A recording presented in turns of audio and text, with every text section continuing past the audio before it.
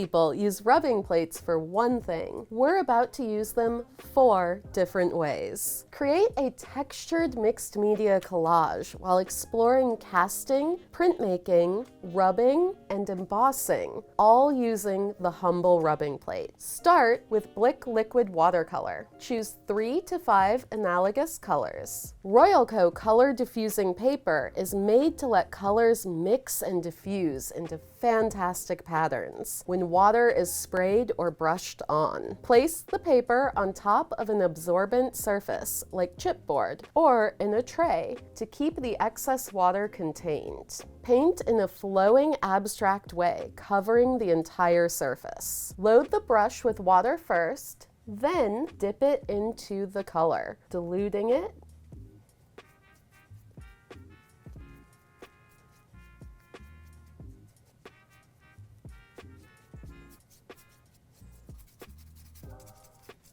You can even use a spray bottle to help the colors spread. Colors will look intense when wet, but will become more muted when dry. Set it aside. Next, make a tissue paper casting. Tear non-bleeding tissue paper into small pieces. Place the torn paper into a bowl of water. Mix the water and paper with your fingers, tearing and pressing pieces together to form small, pulpy clumps. Remove the clumps from the bowl and gently press excess water out. Press the tissue paper pulp into the concave surface of the rubbing plate. Work from top to bottom, filling over the edge of the image.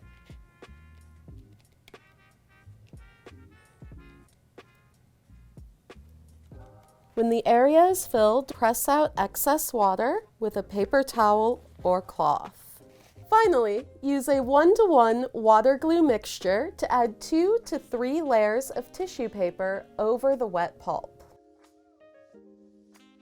As the tissue pulp dries, the fibers will be interlocked and rebonded to one another to form a solid piece. Repeat the process to create 3 to 5 leaves to use in the collage. Allow the pulp to dry thoroughly, about 24 hours. Now, let's try frottage, which is a fancy word for a rubbing transfer. Place the rubbing plate, raised side up, underneath the painted paper.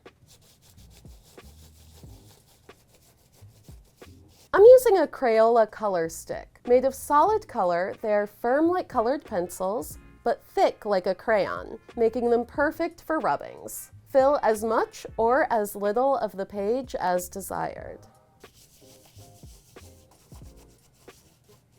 Add another layer with printing. Squeeze a small amount of Blick water-soluble block printing ink onto a bench hook or piece of palette paper. Roll out the ink with a soft rubber brayer. Once the brayer is loaded with ink, gently roll over the raised surface of the rubbing plate. Turn the plate ink side down and press firmly into the paper.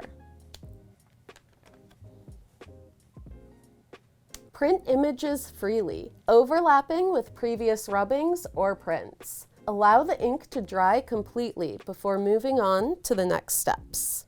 Dry times will vary depending on climate, but generally allow 30 minutes. Create even more texture by pressing your paper into or around the plate. Create a raised, embossed surface by placing the rubbing plate under the paper with the raised side facing upwards. Use fingers to press firmly down and around the raised images of the plate below.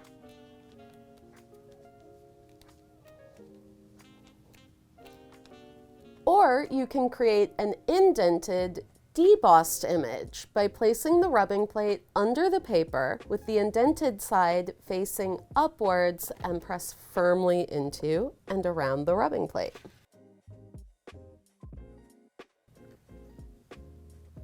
Now we're going to remove the dried paper pulp cast by gently flexing the rubbing plate until the cast pops out. Cut excess paper away from the cast image. Arrange the dried paper casts onto the sheet. Experiment with placement, even letting shapes extend off the edge. When you're satisfied with the composition, glue down the paper casts.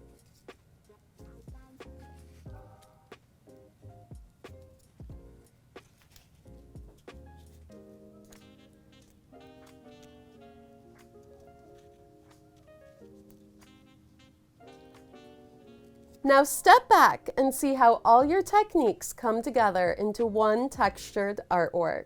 To find this lesson and hundreds more like it, complete with step-by-step instructions, national standards, and a full list of materials, go to dickblick.com.